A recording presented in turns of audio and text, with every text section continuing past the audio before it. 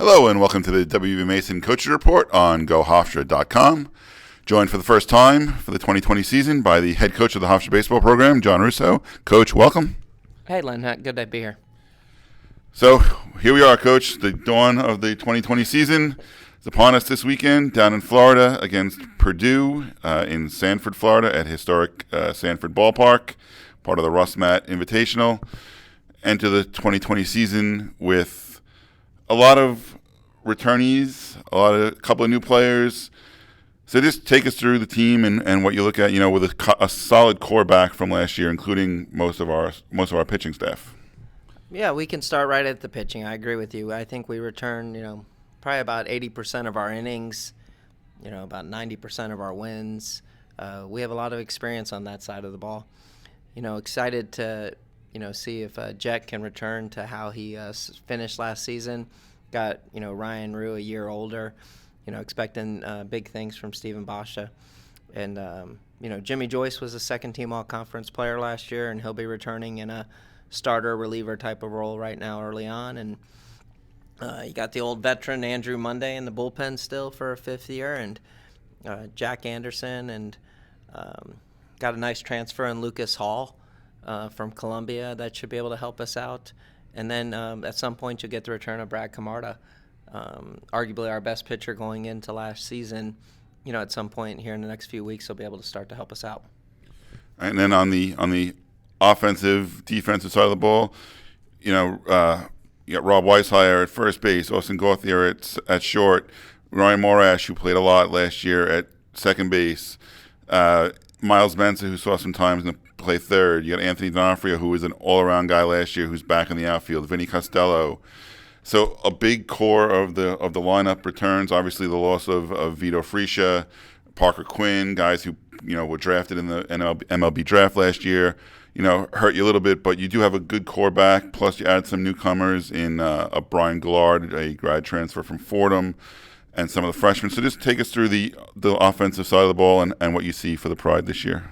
You're exactly right. You lost the draft picks in Fresia and Quinn. And then you lost some glue guys that I liked, Pollock, O'Connor, Seedham, Dan Page, some guys that could just really play the game of baseball and brought it every day and gave you good at-bats. But we return, I think it's 10 guys that had 50 or more ABs, and some guys that I'm expecting to replace those 5 that we lost, or at least the glue guys are like Alex Sika and Tyler White and Miles Menzes of the world. But then you've got, Austin and Rob Weishire that'll be good. You got Flaherty returning at catcher. He's got a bunch of ABs. You got Ryan Morash, they got a lot of experience. You got Costello, a 4-year starter out in right field. And I liked Anthony D'Onofrio as much as any position player we've had, this fall and this spring. So we have a veteran type of group on that side. I was looking at it in the last couple of days. That's probably our least experience is those guys getting, big spots. And so that'll be what we try early on to figure out, who's the guys. So we have some freshmen that sure are going to be able to help us out early on. We have Santino Rosa, so have some shot at somewhere in the infield. We have Will Kennedy. Should get some time in the outfield. Kevin Bruggeman will catch the opening weekend at some point. Aiden Larkin, a freshman from here on the island, will have a chance to get into the weekend rotation at some point. And so we just have a lot of guys. I think we're going to work between a group of 13 to 15 position players early on and, try to settle in on, somewhere between 9 and 12 by the time we get to conference.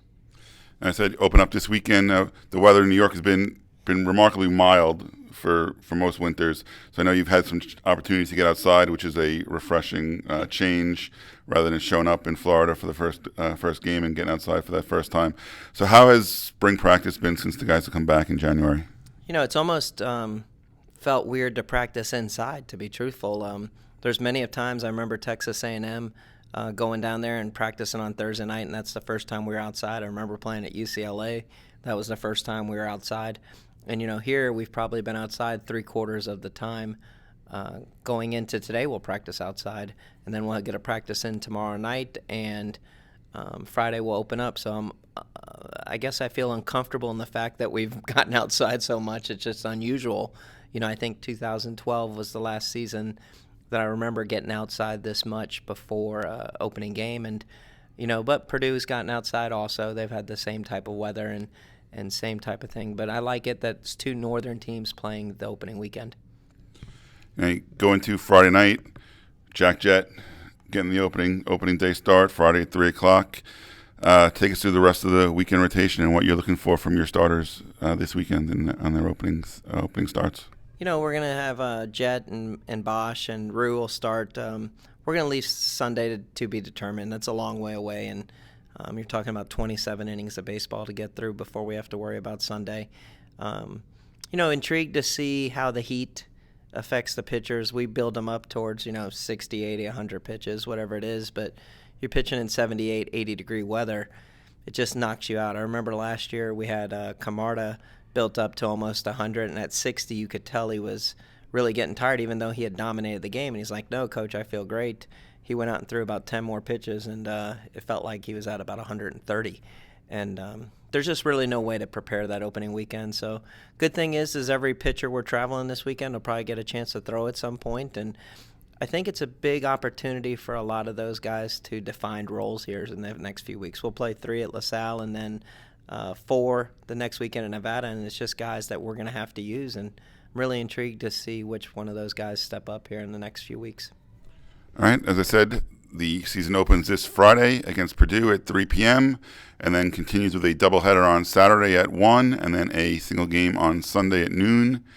All 4 games will be at the historic Sanford Ballpark in Sanford, Florida. Live stats available at gohofstra.com. Coach, good luck this weekend and continued luck throughout the 2020 season. And you've been watching the WB Mason Coaches Report on gohofstra.com.